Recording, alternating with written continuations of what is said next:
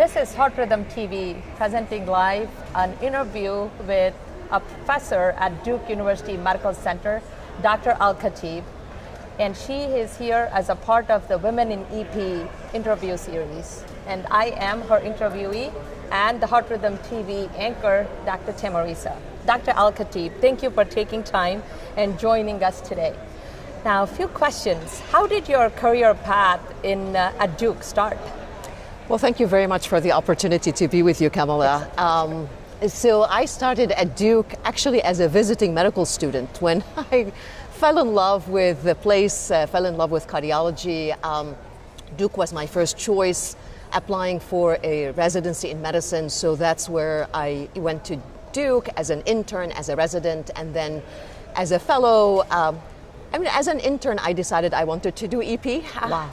I loved it at the time, mostly because of we had a great EP service, and I felt that I was really gravitating toward cardiac arrests like that happened in the hospital. So I would always beg my peers to give me the code pager so that I could run to codes and be a part of that, because it was very rewarding when we were able to save lives for some of these patients. And that's when I decided I wanted to go into EP. And so I finished my fellowship in cardiology, EP. I got a master's degree in health sciences to allow me to do clinical research. And I've been on faculty at Duke for 20 years. Wow, what an impressive journey. And as a fully accomplished professor, someone who has done so much of research, how do you balance it all? Well, that's a great question. So it's definitely something that you have to work hard on because, especially for somebody like me, who I love everything I do.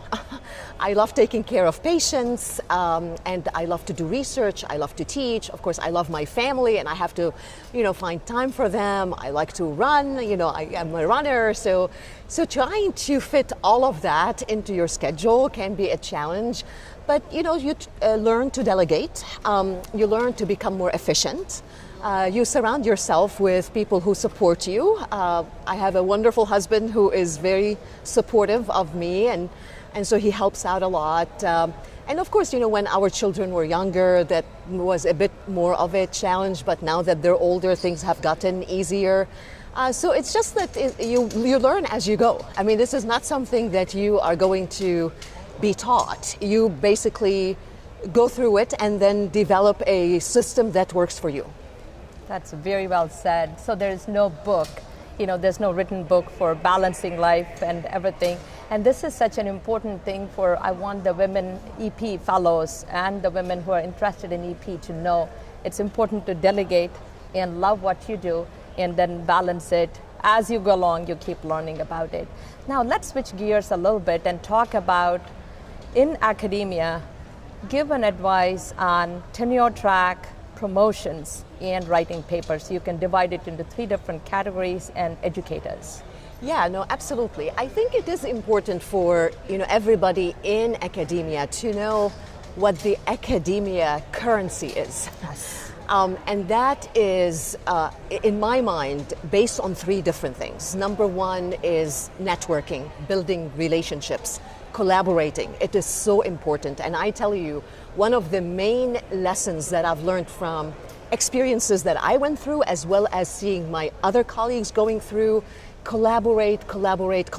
Always be more inclusive and open to building those relationships, because you can accomplish far more than trying to be exclusive or not wanting to include other people in work that you're doing.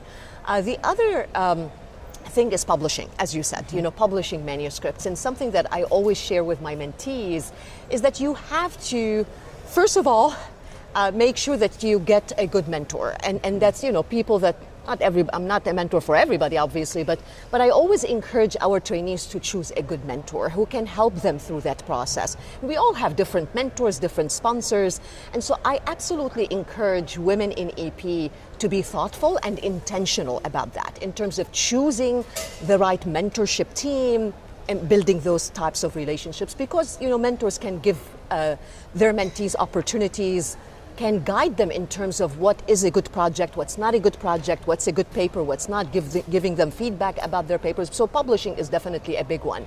But I always tell people, make sure that you publish something that's going to make a difference, that's going to be impactful, that's going to move the field, save lives. And so that should be the focus more than, oh, how many publications do I have? So that's one. And then, of course, the third thing to keep in mind is funding. When you are in academia, and especially if you want to become a successful independent clinical investigator, it is important to secure funding. And one piece of advice is never give up. I mean, resilience and perseverance and persistence are so key. And we all have had so many rejections in our lives, and people should not take that personally. It should actually push them to stick with it and continue to try. And eventually it will work for them. So. What a wonderful advice, because Dr. Al-Khatib is one of my mentors, and it's amazing how I have seen the resilience in you, and you're always positive, encouraging, and talk about that intentional mentorship, and that is so intentional, that relationship. And truly, it's a blessing to have cross paths with you.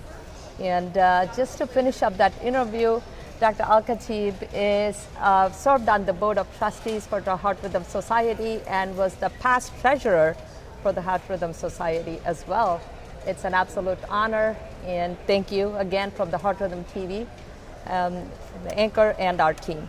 Thank you very much for the opportunity.